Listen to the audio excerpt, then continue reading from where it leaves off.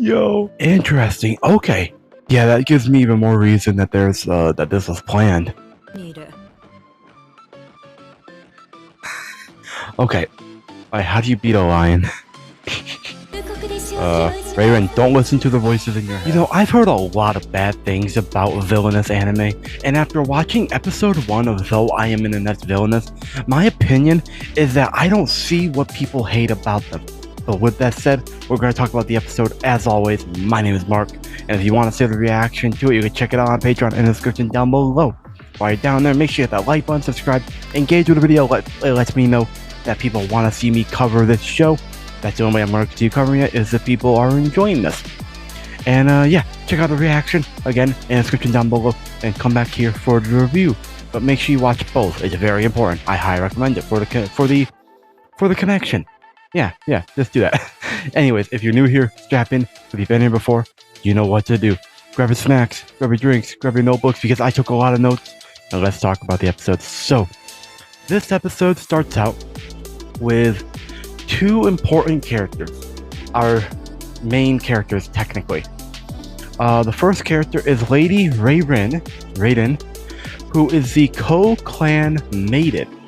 The other main character is Lady Keigetsu, who is a Shu Clan Maiden, who also has been called the a court sewer rat. I haven't figured out why, but I do know that she's called that.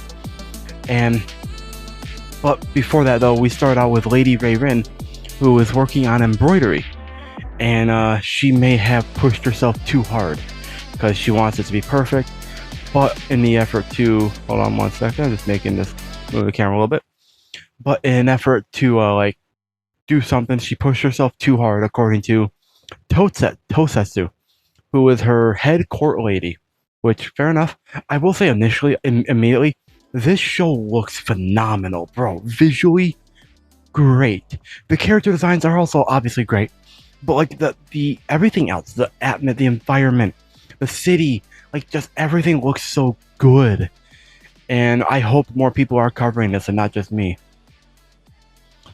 But Lady Raven is sick, and she has taken her medicine because it appears she's like has a common, like not common, like a consistent, like she's sick all the time, I guess. And we also learn that a comet and meteor shower will be happening, and she hopes wishes can come true. And I wrote down that a comet and meteor shower happening at the same time sounds like bad luck, if you ask me. Like two really incredible things to see happening at the same time. That's gotta cancel them out, right? It cancels them out and becomes a bad thing. That's my thought, and I would be proven to kind of be right in a way. But moving on, we get to see the Maiden Court. We learn that the Maiden Court's purpose is to nurture potential consort candidates for the crown prince. And because now they're at like a little get together where to see the meteor and comet thing happen. And now there are a bunch of maidens there. They're trying to court the crown prince, I guess. And we get flashes to both Raiden and Keigetsu, who is the court sewer rat, who's glancing at the crown prince and all that. And there are some girls whispering, you know, doing gossip stuff. But we learn from another girl whispering with them that if the captain of the Eagle Eyes heard this, ... presumably they'd be punished. And the captain of the Eagle Eyes, his name is Shinu, and he looks great. I love him already, man. And we learn about a little bit more about Keigetsu, because she's like a focus as well. And we learn that she's under the guardianship of the noble consort Shu Gabi, who has the most authority after the Empress. And so now I had questions. Why? Just why? Also, how did they meet? Presumably because the way she says under guardianship, that implies that they're not mother and daughter, obviously. That would make sense to me. I don't see why they wouldn't be.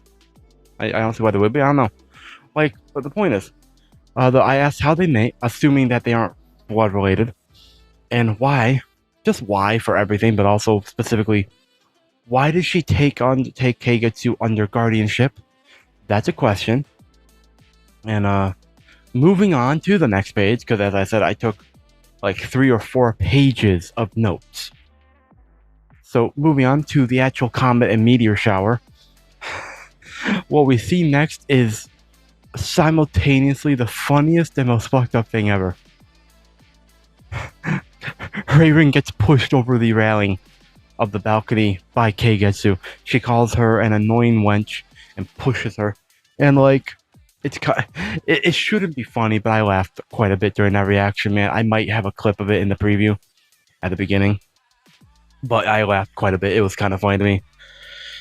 And then Keigetsu immediately collapses, because of course she does. And so and then Keigetsu wakes up in a cell. It's actually Rin in her body. We knew that. When going into this, I did read the synopsis. What I remember from the synopsis is that they swap bodies.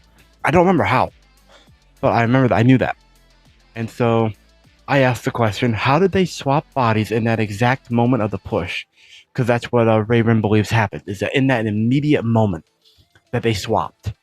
And I assumed that Rin's body died, because it looks like she got pushed from a height.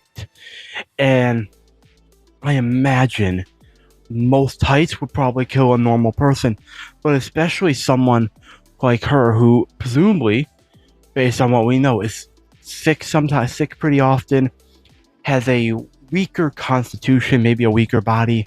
You would think that a fall would kill her. Even a simple kind of like 2-story fall would probably kill her too, depending on how she landed. But meanwhile, Tosetsu, the head court lady for Rin is there.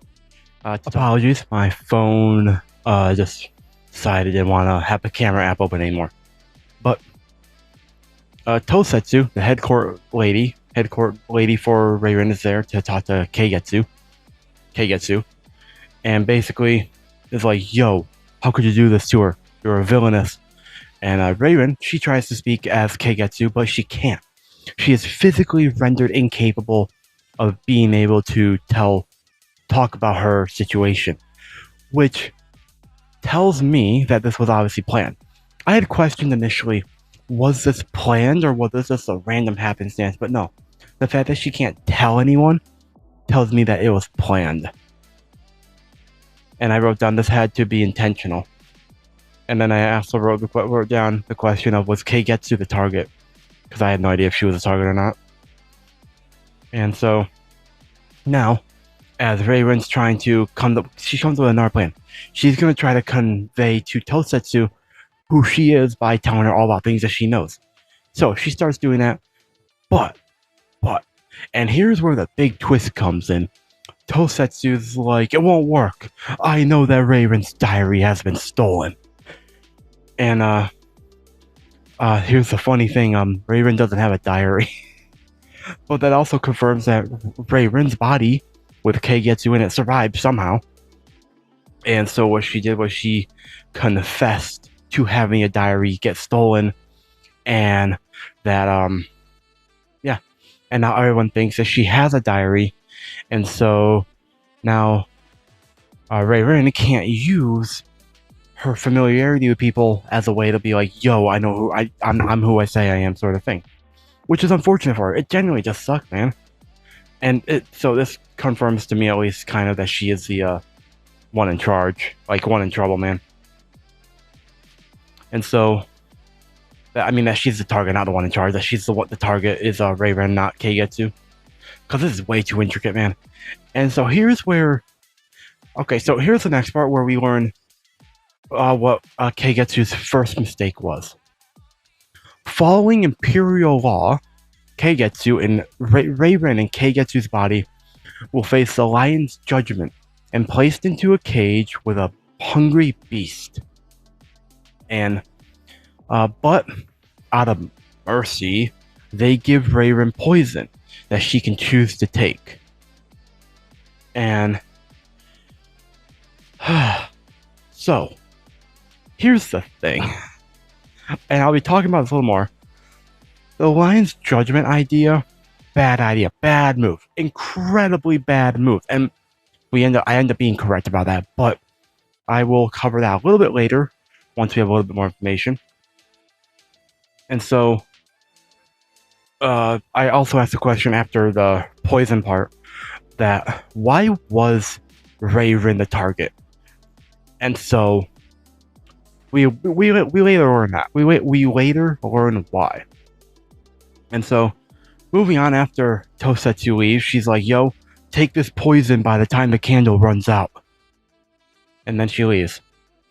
And so apparently, and then Raven hears a laughing voice, and a figure appears out of the candle fire. It's Keigetsu in Raven's body. And I wrote down what the fuck is going on. Turns out, Keigetsu used forbidden magic to swap their bodies. And I wrote down the question, why? It can't just be to get to the Crown Prince, right? Because all that work and all that risk. But turns out, no. That's not even why. Kind of why, but not really. No. She did it because she thinks it's unfair how blessed Raven is. And Keigetsu has been hated and treated coldly for so long. She wants Raven to know what it's like to be miserable. And really what Keigetsu wants is to be liked and loved. Like there's a pause before she's like loved. And like on the surface, I can't completely blame her. Cause like if you grew up that way, you'd probably hold resentment too. And this is basically just a full-on crash out by Keigetsu, man. And so meanwhile, as Keigetsu is crashing out over Raven, through the like flame and all that, she's clearly sick. Like she has a fever, her body is racked with like tremors and stuff. I asked the question, why? Of all the people, even if you did hate her, you did want her to feel miserable, couldn't you have like chosen a different body to be sent into, man, instead of a sick, feeble body? Like I'm just being honest here, man. But here's the funny thing, or fucked up thing about while Keigetsu's doing all this yelling and is actively coughing and probably dying, Raven tries to help her. She says, "Oh, you have a fever, so you should try cooling down where the blood pools in this one area."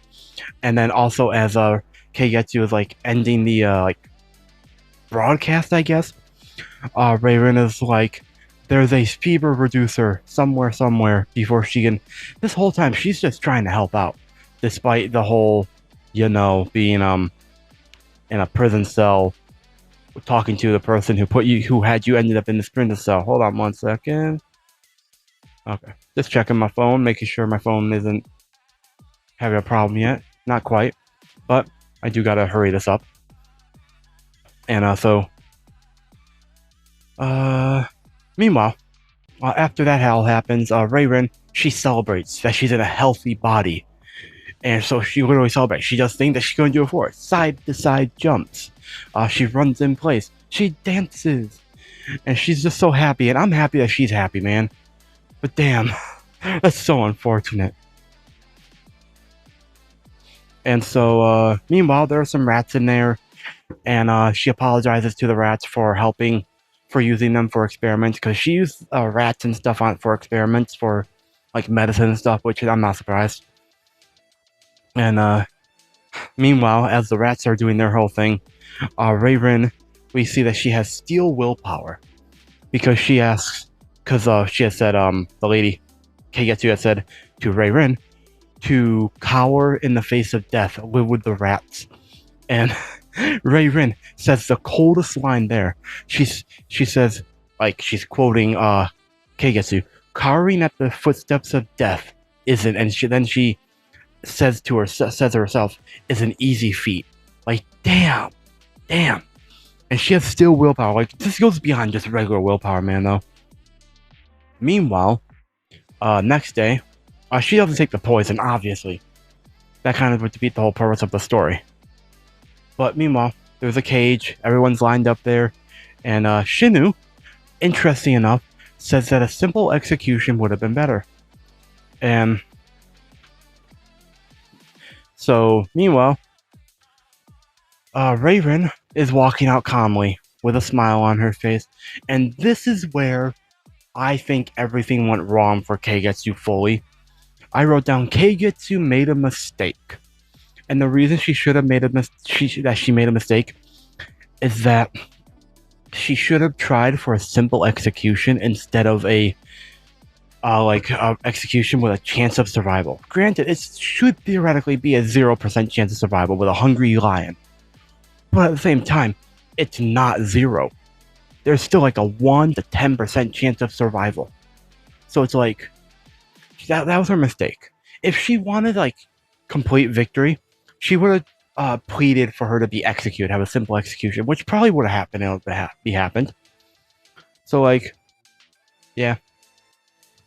And so Rayrin walks out calmly with a smile, and she says stuff to the prince, of course, and then she ends up in the cage.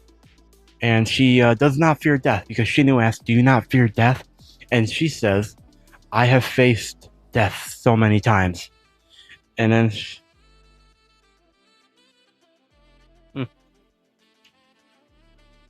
never mind. Sounds like on my notebook. But she says that she has faced death before. She is not scared. And then she says, "Until I die, I am still alive." And that until I am bitten, I am not bitten. It's so simple, and yet it encompasses so much for a way of life. And it makes sense for her, someone who probably could die at any moment, or probably has almost died at any moment. Like, it's not surprising. But meanwhile, they begin the execution, the lion's judgment. The lion is watching her, sort of thing. It's not doing anything, bro.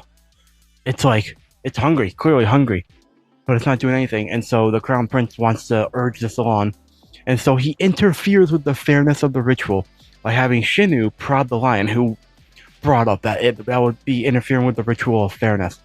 And like, why'd he bother having a fair ritual judgment if he was just gonna try to stack the odds in his favor anyways? I genuinely don't see the point in that. Like, if the fact that he because by doing that he already showed to the public, to the people that are there, that he doesn't care about the fairness of the ritual. So why bother even putting on the show in the first place? Just have her executed. That would have been good for everyone except for us and Raven, obviously. But Shinu, he doesn't want to, per se. But he does it because he is the captain of the Eagle Eyes. He's like he has to follow him, I mean. And she ends up surviving because what happens is the lion ends up going for a rat that that Raven had on her person, because she was going to give it a burial because it ate poison, the poison ball that she never took. And the lion ate the poison. And the lion ate the rat that ate the poison, and now the lion presumably is either dying or dead. But she somehow survived. And yeah, that's pretty cool. And so she leaves. And well, she leaves the cage at least. And the crown prince, he has no choice but to accept his own choice of having that judgment. That's the thing. He may not like it, and he may have accepted her, had to have no choice but to accept her innocence. He could have avoided all this by going for a simple execution, man. Bro, he genuinely could have. And he's probably so in love with Raven, aka Keigetsu, that he would have if she asked. Bro is not happy. And he says that if she insults her or does anything to try to take her place, that he'll have her head lopped off, and tells her to act like a villainess, like the villainess that she is. And so she says, "Though I am an inept villainess, I will strive to act how I'm supposed to," sort of thing. And I just thought that was funny how she said that. It fits perfectly, man. And so now they all leave, because of course they do. And but Shinu, is talking to her, and I don't remember the exact quote of what he asks her, but basically he asks who you've changed or who is she, and she can't say who she is. She tries to again because of course, but she ends up just saying, "I am no longer who I have been until now," and that's such a clever way to say that she is a different person. That's such a clever way to say it. And I imagine if she said that to someone who then had who also had a context of like what's happened, and it was someone who like knew about forbidden magic, someone could what would happen if someone out on a third party figured out what would happen? Like what would happen if someone a third party without her doing anything except maybe saying that if they figured out what would happen that she swapped bodies? Is it possible to undo it? Would they want to undo it? Both sides, I mean, not just one side. I don't know. Keigetsu probably would, but I don't know if Ray Rin would want to. But also, I wrote down, I didn't write this down actually, but I had a thought. I have a feeling the noble consort, Shu, might know something is up. If only because she screams like someone who people say is powerless, and yet she still has as much authority second to the Empress. And so, like, I feel like she might figure something out, maybe. All I do know is that this was a phenomenal episode, and I am super excited to see episode 2 and see where this all goes. And I hope you all enjoyed the episode as well. I hope you enjoyed my review, and I hope you enjoyed my reaction to the episode, which you can check out in the Patreon down below. The link, as always, is there. You also get a shout out at the beginning of every single one of my videos, and you also get the exclusives that I sometimes post. Yeah. With that said, like, subscribe, ding that notification bell, hype the video on the YouTube mobile app, engage with the video. It helps me a lot. Lets me know if you want to see this. Make sure you comment. Seriously, like comments and likes are the most important metric for me, aside from like make sure you actually watch the video. But they're super important because they tell me for certain that people are enjoying this and are watching this. So comment, like the video, and yeah. With that said, thank you so much for watching, and until next time, my name is Mark. Never stop being yourself. Stay safe out there, and I will see all you incredible people in the very next video.